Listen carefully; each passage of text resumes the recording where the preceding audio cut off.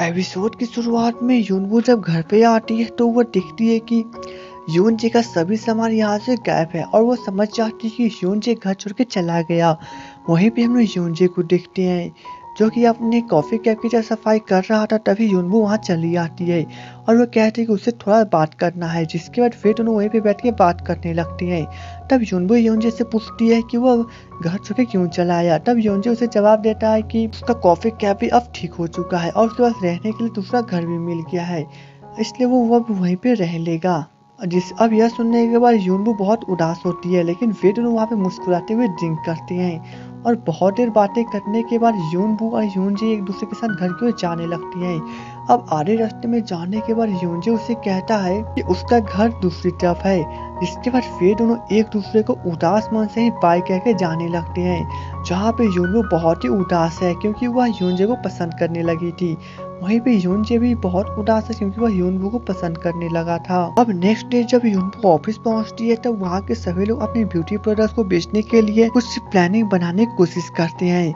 तब यूनबू उन सभी की बातों को सुनने के बाद कहती है क्यों ना वे लोग वेडनेसडे 3:30 PM की प्लानिंग बनाए, जहाँ पे सभी लड़कियां जब थक जाती है तो वे लोग उसी वक्त अपना ब्यूटी प्रोडक्ट को बेचकर लोगों की खूबसूरती वापस लेके आएंगे। अब उसकी यह प्लानिंग सभी लोगों को पसंद चली आती है, जिसके बाद वे सभी लोग इस पर तैयार हो जाते हैं। अब यूनबू ऑफिस से काम खत्म करने के बाद घर पे जाके साफ सफाई करने लगती है और वो वहाँ पे साफ सफाई करके बहुत थक जाती है, तभी उसकी डोरबेल की आवाज आती है। अब जब वो जाकर चेक करती है तो वहाँ पर रेजू होता है जो कि कुछ सामान लेके आया होता है, लेकिन यूनबू उसे देखने में काफी उदास हो जाती है। इसके बाद वे दोनों वहीं पे बैठ के डिनर करते हैं। अब जब यूनबू वहाँ पर बर्तन को साफ करने लगती है तब रेयू उसे पीछे से हक कर लेता है और कहता है कि वो उसे अब शादी करना चाहता है, लेकिन यूनबू कुछ नहीं बोलती क्योंकि वो उदास होती है। वहीं पे हम लोग यूनजे को देखते हैं जो कि बस में जब ट्रैवलिंग कर रहा था तब रेयू उसके सामने वाले सीट पे आके बैठ जाता है और वो अपने फ्रेंड से बात कर रहा था कि वो एक लड़के से मिलने गया था जिससे वह डेटिंग कर रहा है और वह सोचा कि बहुत उसे शादी कर लेगा, लेकिन वो काफी कंजूस है क्योंकि वह काफी अजीबो गरीब शूज को पहन के रखी थी।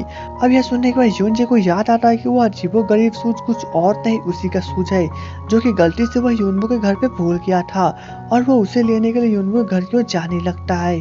जब वो यूनबू के घर पे पहुंचता है तब वो देखता है कि यूनबू वहीं पे लेटी हुई है। अब वो यूनबू के पास आया, पूछता है कि वो जमीन पे क्यों लेटी हुई है। तब यूनबू उसे बताती है कि पेट में दर्द हो रहा था इसलिए वो यहाँ पे लेटी हुई है, लेकिन यूनबू यूनजे से पूछती है कि वो यहाँ पे क्या कर रहा है।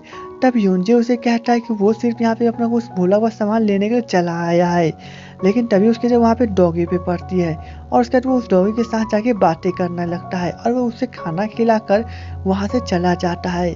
अब उसके जाने के बाद यूनबू की नजर उसी के सामान पे पड़ती है और वो अपने आप से ही कहती है कि वो सच में बहुत ही बड़ा बेवकूफ है जो कि अपना सामान फिर से भूल गया। जिसके बाद यूनबू बहुत उदास हो जाती है और वो अगले दिन ऑफिस में भी काफी उदास दिखाई देती है और वह बहुत ही ज्यादा दुखी है क्योंकि अब उसकी वेडनेसडे 30 PM वाली प्लानिंग नहीं चल रही है। वहीं पे हम लोग यूनजे को देखते हैं जो कि अपने कॉफी कैप में खुद ही पोछा लगा रहा था। उसके इस रवैया को देखने के बाद राइमी और टाई बहुत उदास थे और उससे कहते हैं कि वे दोनों पोछा लगा सकते हैं तो वो मालिक को पोछा क्यों लगा रहा है।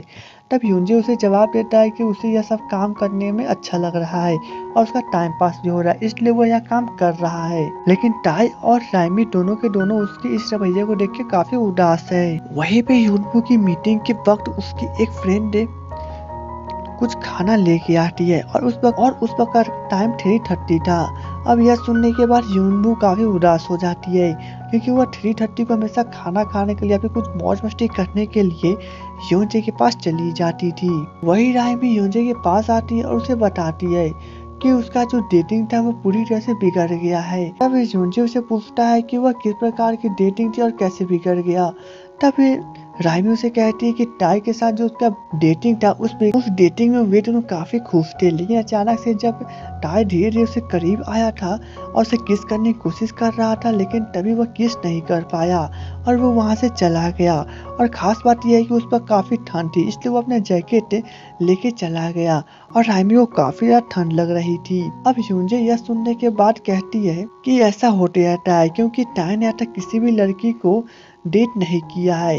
राइमी भी काफी उदास मन से उसे बताती है कि उसका भी फर्स्ट डेटिंग था किसी लड़के के साथ अब यह सुनने के बाद योनजे तो काफी कंफ्यूजन में चला जाता है। तब योनजे राइमी से कहता है कि उसे जैसा मन है वो वैसा ही करे और किसी की बातों में ना आकर सिर्फ अपने दिल की सुने और किसी भी काम के बारे में कोई बहाना ना बनाए, उसे जो करना है वो करती रहे। तब यह सुनने के बाद राइमी काफी कॉन्फिडेंस से भर जाती है।